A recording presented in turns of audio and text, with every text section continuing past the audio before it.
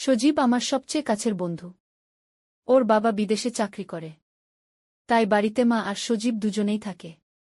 একদিন সজীব খুব সিরিয়াস মুখে বলল, তোর সঙ্গে জরুরি কথা আছে। আমি বললাম, কি হয়েছে? সে বলল, মাকে ডাক্তার দেখাতে কলকাতায় যেতে হবে। কিন্তু আমার পরীক্ষা শুরু হয়ে গেছে, আমি যেতেই পারব না। তুই আমার সবচেয়ে কাছের বন্ধু, তুই কি মাকে নিয়ে যেতে পারবি? 3-4 দিন থাকতে হবে হোটেলে। আমি একটু চুপ করে থাকলাম, কারণ আমারও টেস্ট পরীক্ষা ছিল। তবে ভাবলাম, সজীব আমার এত কাছের বন্ধু, আমি না করলে কে করবে? আমি বললাম, ঠিক আছে, আমি যাব। সজীব একদম খুশি হয়ে গেল। বলল, তুই থাকলে আমার টেনশন থাকবে না। মা একা গেলে আমি খুব চিন্তায় থাকতাম। সেদিন বিকেলেই সজীবের মা এলো আমার সঙ্গে কথা বলতে। তিনি বললেন, তোমার উপর অনেকটা ভরসা করে সজীব আমাকে পাঠাচ্ছে, তুমি যেন কষ্ট না পাও। তার চোখে এক ধরনের কৃতজ্ঞতা ছিল। আমি বললাম, আপনি নিশ্চিন্ত থাকুন, আমি সব দেখব।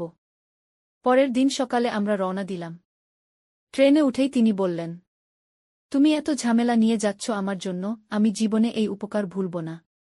আমি হেসে বললাম, এটা কোনো উপকার নয়, আমি সজীবের বন্ধু, আমার কর্তব্য। ট্রেন চলছিল, জানলার বাইরে হাওয়া বইছে। আমি লক্ষ্য করলাম, তিনি চুপচাপ বাইরে তাকিয়ে আছেন, যেন অনেক কিছু ভাবছেন। তারপর হঠাৎ বললেন, ডাক্তার দেখানো ছাড়াও আমার আরও কিছু কথা আছে তোমার সঙ্গে। আমি একটু অবাক হয়ে তার দিকে তাকালাম। তিনি হেসে বললেন, এখন বলছি না, কলকাতায় পৌঁছে একদিন সময় পেলে বলবো, তুমি হয়তো অবাক হবে। আমি মনে মনে ভাবলাম, তিনি আসলে কি বলতে চান? এই প্রশ্ন আমাকে সারারাত ঘুরপাক খাওয়াতে লাগল। এই গল্পটি শুনলে তোমাদের দাঁড়িয়ে যাবে, তাই গল্পটি শোনার আগে কানে হেডফোন লাগিয়ে নাও আর এখনই চ্যানেলটি সাবস্ক্রাইব করে দাও প্লিজ। ট্রেন ভোরে কলকাতায় পৌঁছাল। প্ল্যাটফর্মে নামতেই শহরের কোলাহল আর নতুন গন্ধে মনটা কেমন যেন হল। সজীবের মা বললেন, চল আগে হোটেলে উঠি, তারপর ডাক্তারের কাছে যাব। আমরা ট্যাক্সি করে হোটেলে পৌঁছালাম। রিসেপশনে গিয়ে শুনলাম, সিঙ্গেল রুম নেই, শুধু ডাবল রুম খালি আছে। তিনি একটু থমকে গেলেন, আমার দিকে তাকিয়ে বললেন, তুমি কি আপত্তি করবে যদি আমরা ডাবল রুম নিই? আমি বললাম, আপত্তি করব কেন, একটু বড় খাট থাকলেই হল। তিনি হেসে বললেন, ঠিক আছে, তাহলে বুকিং করে ফেল। রুমে ঢুকতেই আমি অবাক হলাম। খুব সুন্দর সাজানো ঘর, মাঝে বড় নরম খাট, পাশে জানালা দিয়ে রোদ পড়ছে। তিনি ব্যাগ খুলে রাখলেন, তারপর আমার দিকে তাকিয়ে বললেন, যাও, মুখ হাত ধুয়ে নাও, তারপর ডাক্তার দেখাতে যেতে হবে। আমি ওয়াশরুমে গিয়ে মুখে পানি দিলাম। আয়নায় নিজের দিকে তাকিয়ে ভাবলাম, কি অদ্ভুত অনুভূতি হচ্ছে। এমনভাবে আগে কখনো কারো সঙ্গে বাইরে থাকা হয়নি। রুমে ফিরে এসে দেখি, তিনি চুপচাপ খাটে বসে জানলার দিকে তাকিয়ে আছেন। আমি খাটের অপর প্রান্তে বসলাম। বললাম, আপনাকে একদম ক্লান্ত লাগছে। তিনি একটু হেসে বললেন, সত্যিই ক্লান্ত লাগছে। তুমি এসে ভালো করেছ, না হলে আমি একা আসতে পারতাম না। তার চোখের কোণে ছোট্ট হাসি, সেই হাসিটা আমার মনে গিয়ে লাগল। আমি বুঝতে পারছিলাম, তার মধ্যে এক ধরনের সৌন্দর্য আছে, যা আমি আগে লক্ষ্য করিনি। ডাক্তার দেখিয়ে ফিরে আসার পর আমরা আবার হোটেলে এলাম। তিনি বললেন, আজ অনেক ঘোরাঘুরি হয়েছে, চল একসাথে চা খাই। চা খেতে খেতে তিনি আমার কলেজের গল্প শুনছিলেন। আমি তার দিকে তাকিয়ে দেখলাম, তার চোখে অদ্ভুত এক মায়া, মনে হচ্ছিল এই মুহূর্তটা যেন শেষ না হয়। রাত নামতেই হোটেল রুমে ফিরলাম। তিনি বললেন, আমি তাড়াতাড়ি ঘুমিয়ে পড়ব, কারণ কাল আবার ডাক্তারের রিপোর্ট নিতে যেতে হবে। আমি বললাম, ঠিক আছে। খাটে দুজনের জন্য যথেষ্ট জায়গা ছিল। তিনি একপাশে শুয়ে পড়লেন, আমি অন্য পাশে শুয়ে ভাবতে লাগলাম। মনে হচ্ছিল আমি কোনো স্বপ্নে আছি। একই খাটে আমি আর সজীবের মা। ঘুম আসছিল না। জানলার বাইরে আলো পড়ে তার মুখে ছায়া তৈরি করছিল। আমি সেই মুখের দিকে তাকিয়ে রইলাম। মনে মনে ভাবলাম, আমি কি ধীরে ধীরে তার প্রতি আকৃষ্ট হয়ে যাচ্ছি? সন্ধ্যা হয়ে গেছে। আমরা ডাক্তার দেখিয়ে ফিরে এলাম। তিনি বললেন আমি একটু ফ্রেশ হয়ে আসি। তারপর বাথরুমে ঢুকে গেলেন। আমি খাটে বসে মোবাইল দেখছিলাম। বাথরুম থেকে শাওয়ারের শব্দ আসছিল। মনটা অদ্ভুত রকমের কাঁপছিল। কিছুক্ষণ পর দরজা খুলে তিনি বেরিয়ে এলেন। হালকা রঙের নাইটি পরে, চুল ভেজা ভেজা, জলবিন্দু গড়িয়ে পড়ছে মুখে। আমি একদম চুপ করে গেলাম। এত সুন্দর লাগছিল যেন চোখ ফেরাতে পারছিলাম না। তিনি হেসে বললেন, এভাবে তাকিয়ে আছ কেন? যাও, তুমিও ফ্রেশ হয়ে এসো। আমি কিছু বললাম না। ওয়াশরুমে গিয়ে মুখে পানি দিয়ে ফিরে এলাম। খাটে এসে দেখি তিনি জানলার পাশে দাঁড়িয়ে চুল শুকাচ্ছেন। রোদে ঝিলমিল করছে তার মুখ। আমি মনে মনে ভাবলাম, সজীবের মা কতটা সুন্দর, কতটা নম্র। রাত নামল। আমরা দুজনেই খাটে শুয়ে পড়লাম। আমি একপাশে মুখ ফিরিয়ে শুয়ে আছি। অদ্ভুত লজ্জা লাগছে। তিনি আমার দিকে তাকিয়ে বললেন, তোমার লজ্জা কিসের? আমি তো তোমার মায়ের মতো।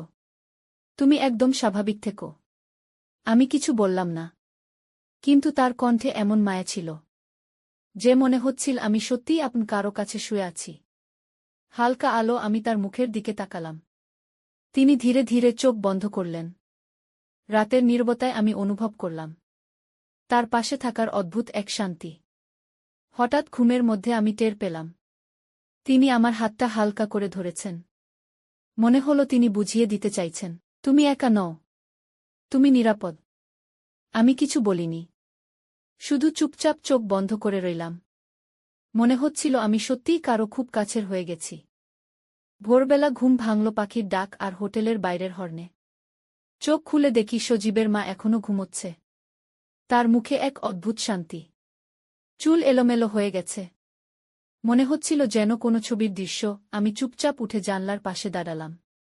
শহরের ব্যস্ততা শুরু হয়ে গেছে, কিন্তু আমার মন একদম শান্ত। কিছুক্ষণ পর তিনি উঠে বসে বললেন, তুমি এত ভোরে উঠলে কেন?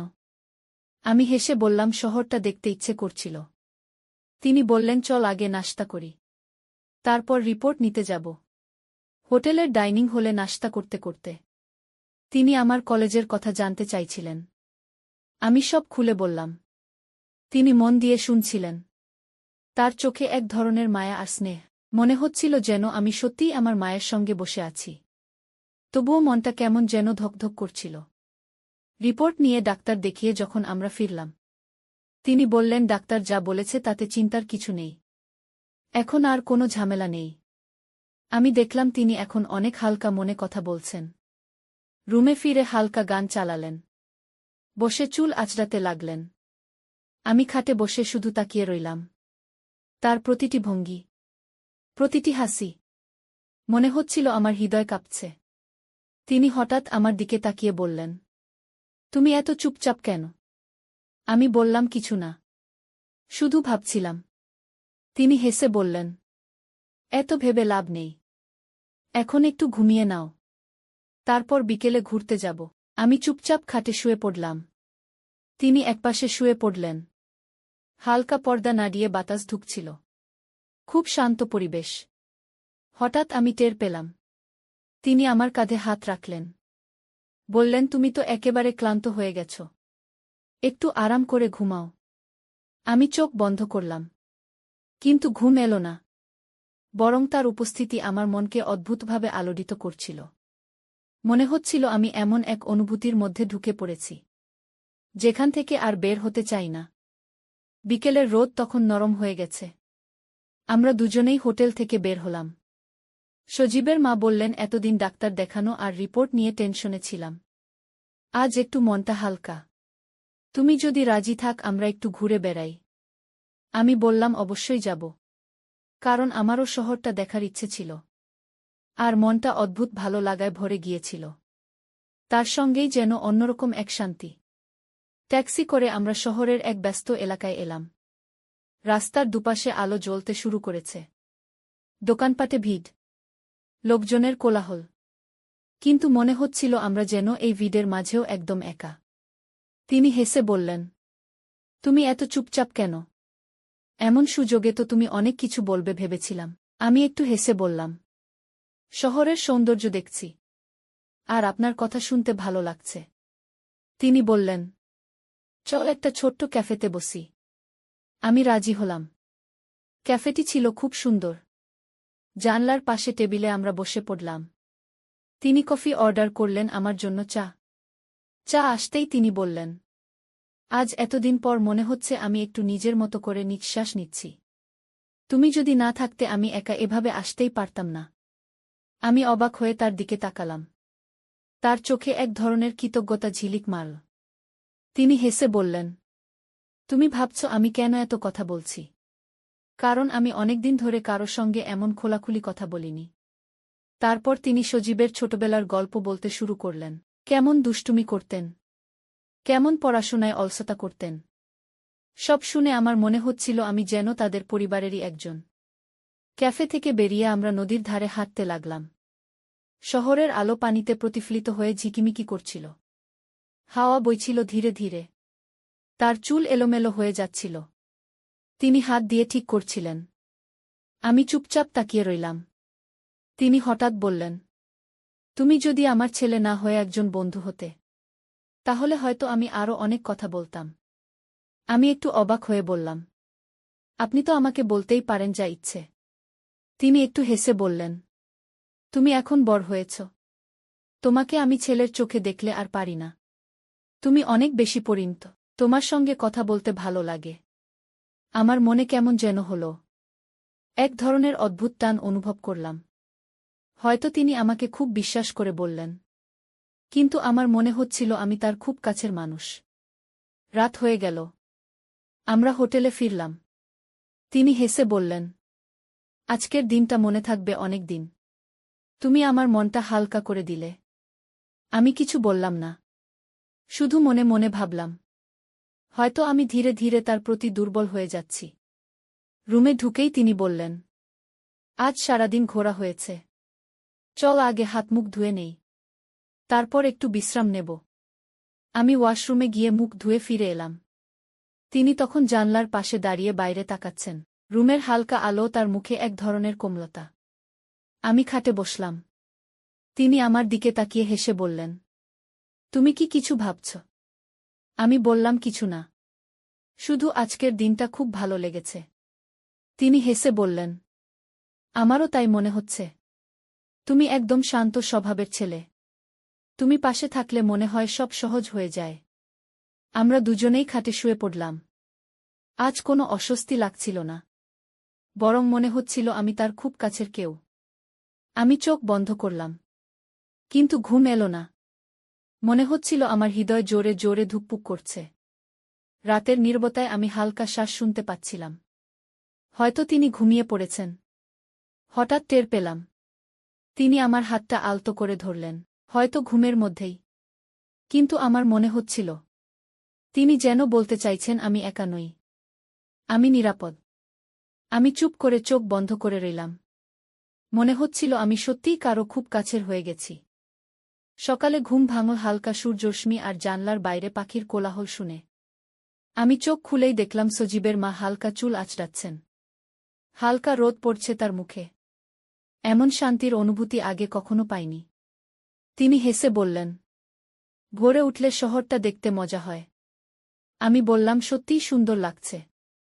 এভাবে সকাল শুরু করা বেশ ভালো। তারপর আমরা হোটেলের ডাইনিং হলে নাশতা করতে গেলাম। ছোট্ট টেবিলে বসে চা আর ব্রেড খেতে খেতে তিনি আমার কলেজের গল্প জানতে চাইছিলেন। আমি খুলে বললাম সব, সজীবের ছোটবেলার গল্প, পড়াশোনার চাপ, বন্ধুদের সঙ্গে আড্ডা। তিনি মন দিয়ে শুনছিলেন। মাঝে মাঝে হেসে ওঠেন, এমনভাবে যেন পুরো রুম আলোকিত হয়ে উঠছে। আমি লক্ষ্য করলাম তার চোখে এক ধরনের কোমলতা। মনে হচ্ছিল আমি তার অনেক কাছের। তবু এক অদ্ভুত টান অনুভব হচ্ছিল, যেন তাকে একা ছাড়া কিছুই ঠিক হবে না। খাওয়া শেষ করে তিনি বললেন, চল পার্কে যাই। সেখানে নতুন কিছু ফুল এসেছে। শহরের ব্যস্ততা থেকে একটু দূরে। একটা শান্ত জায়গা। পথে হাঁটতে হাঁটতে রোদে তার চুল ঝিকমিক করছে।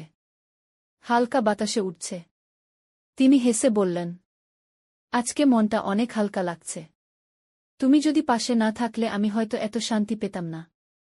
আমি কিছু বললাম না। শুধু চুপচাপ তার দিকে তাকিয়ে রইলাম। মনে হচ্ছিল এই শান্তি, এই হাসি, সবই আমাকে খুব টানে। পার্কে পৌঁছে আমরা ফুলের বাগানের পাশে বসে পড়লাম। তার পাশে বসে মনটা কেমন অদ্ভুতভাবে শান্ত হয়ে গেল। প্রতিটি ফুলে তার মতো কোমলতা খুঁজে পাচ্ছিলাম। প্রতিটি ঝড়ের মতো হাওয়ায় তার উপস্থিতি অনুভব হচ্ছিল। তিনি হেসে বললেন, তুমি এত চুপচাপ কেন? আমি বললাম, শুধু দেখছি। ফুলগুলো আপনার মতো সুন্দর। তিনি হেসে হেসে বললেন, আমার মনে হয় তুমি সত্যিই বুঝতে পারছ কতটা সহজ, কতটা শান্তি নিয়ে আসে এমন মুহূর্ত। আমি কিছু বললাম না, শুধু তার পাশে বসে চুপচাপ সেই শান্তি অনুভব করছিলাম। বিকেল হয়ে এল। আমরা হোটেলে ফিরে এলাম। রুমে ঢুকেই তিনি বললেন, আজকের দিনটা মনে থাকবে অনেক দিন। তুমি পাশে থাকলে সব সহজ লাগে। আমি খাটে শুয়ে গেলাম। তিনি পাশেই শুয়ে পড়লেন। রাতের নীরবতা আর হালকা বাতাস, সবকিছু যেন আরও ঘনিষ্ঠ হয়ে উঠল। হঠাৎ টের পেলাম, তিনি ঘুমের মধ্যে আমার হাতটা ধীরে ধীরে ধরলেন। মনে হচ্ছিল যেন বুঝিয়ে দিচ্ছেন, আমি নিরাপদ, একা নই। আমি কিছু বললাম না, শুধু চোখ বন্ধ করে সেই উষ্ণতা অনুভব করছিলাম। মনে হচ্ছিল এই অনুভূতি আর কখনো হারাতে চাই না। রাত গভীর হতে হতে আমি ঘুমাতে পারলাম না। তার পাশে শুয়ে থেকে ভাবছিলাম, আমার অনুভূতি ক্রমশ বাড়ছে। তার কোমলতা, তার হাসি, তার উপস্থিতি, সব কিছুই আমাকে আকৃষ্ট করছে। এই রাতের নীরবতা, ঘরের হালকা আলো, জানলার বাইরে বাতাস, সব মিলিয়ে মনে হচ্ছিল আমরা যেন একে অপরের জন্যই তৈরি। সকালে ঘুম ভাঙল জানলার বাইরে পাখির কোলাহল শুনে। আমি চোখ খুলেই দেখলাম সজীবের মা হালকা চুল আঁচড়াচ্ছেন। হালকা রোদ পড়ছে তার মুখে। এমন শান্তির অনুভূতি আগে কখনো পাইনি। তিনি হেসে বললেন, ভোরে উঠলে শহরটা দেখতে মজা হয়। আমি বললাম, সত্যিই সুন্দর লাগছে। এভাবে সকাল শুরু করা বেশ ভালো। তারপর আমরা হোটেলের ডাইনিং হলে নাশতা করতে গেলাম। ছোট্ট টেবিলে বসে চা আর ব্রেড খেতে খেতে তিনি আমার কলেজের গল্প জানতে চাইছিলেন। আমি খুলে বললাম সব, সজীবের ছোটবেলার গল্প, পড়াশোনার চাপ, বন্ধুদের সঙ্গে আড্ডা। তিনি মন দিয়ে শুনছিলেন, মাঝে মাঝে হেসে ওঠেন, এমনভাবে যেন পুরো রুম আলোকিত হয়ে উঠছে। আমি লক্ষ্য করলাম তার চোখে এক ধরনের কোমলতা। মনে হচ্ছিল আমি তার অনেক কাছের। তবু এক অদ্ভুত টান অনুভব হচ্ছিল, যেন তাকে একা ছাড়া কিছুই ঠিক হবে না। খাওয়া শেষ করে তিনি বললেন, চল পার্কে যাই। সেখানে নতুন কিছু ফুল এসেছে। শহরের ব্যস্ততা থেকে একটু দূরে একটা শান্ত জায়গা। পথে হাঁটতে হাঁটতে রোদে তার চুল ঝিকমিক করছে, হালকা বাতাসে উঠছে। তিনি হেসে বললেন, আজকে মনটা অনেক হালকা লাগছে। তুমি যদি পাশে না থাকলে আমি হয়তো এত শান্তি পেতাম না। আমি কিছু বললাম না, শুধু চুপচাপ তার দিকে তাকিয়ে রইলাম। মনে হচ্ছিল এই শান্তি, এই হাসি, সবই আমাকে খুব টানে। পার্কে পৌঁছে আমরা ফুলের বাগানের পাশে বসে পড়লাম। তার পাশে বসে মনটা কেমন অদ্ভুতভাবে শান্ত হয়ে গেল। প্রতিটি ফুলে তার মতো কোমলতা খুঁজে পাচ্ছিলাম। প্রতিটি ঝড়ের মতো হাওয়ায় তার উপস্থিতি অনুভব হচ্ছিল। তিনি হেসে বললেন, তুমি এত চুপচাপ কেন? আমি বললাম, শুধু দেখছি। ফুলগুলো আপনার মতো সুন্দর। তিনি হেসে হেসে বললেন, আমার মনে হয় তুমি সত্যিই বুঝতে পারছ কতটা সহজ, কতটা শান্তি নিয়ে আসে এমন মুহূর্ত। আমি কিছু বললাম না, শুধু তার পাশে বসে চুপচাপ সেই শান্তি অনুভব করছিলাম। বিকেল হয়ে এল। আমরা হোটেলে ফিরে এলাম। রুমে ঢুকেই তিনি বললেন, আজকের দিনটা মনে থাকবে অনেক দিন। তুমি পাশে থাকলে সব সহজ লাগে। আমি খাটে শুয়ে গেলাম। তিনি পাশেই শুয়ে পড়লেন। রাতের নীরবতা আর হালকা বাতাস, সবকিছু যেন আরও ঘনিষ্ঠ হয়ে উঠল। হঠাৎ টের পেলাম, তিনি ঘুমের মধ্যে আমার হাতটা ধীরে ধীরে ধরলেন। মনে হচ্ছিল যেন বুঝিয়ে দিচ্ছেন, আমি নিরাপদ, একা নই। আমি কিছু বললাম না, শুধু চোখ বন্ধ করে সেই উষ্ণতা অনুভব করছিলাম। মনে হচ্ছিল এই অনুভূতি আর কখনো হারাতে চাই না। রাত গভীর হতে হতে আমি ঘুমাতে পারলাম না। তার পাশে শুয়ে থেকে ভাবছিলাম, আমার অনুভূতি ক্রমশ বাড়ছে। তার কোমলতা, তার হাসি, তার উপস্থিতি, সব কিছুই আমাকে আকৃষ্ট করছে। এই রাতের নীরবতা, ঘরের হালকা আলো, জানলার বাইরে বাতাস, সব মিলিয়ে মনে হচ্ছিল আমরা যেন একে অপরের জন্যই তৈরি।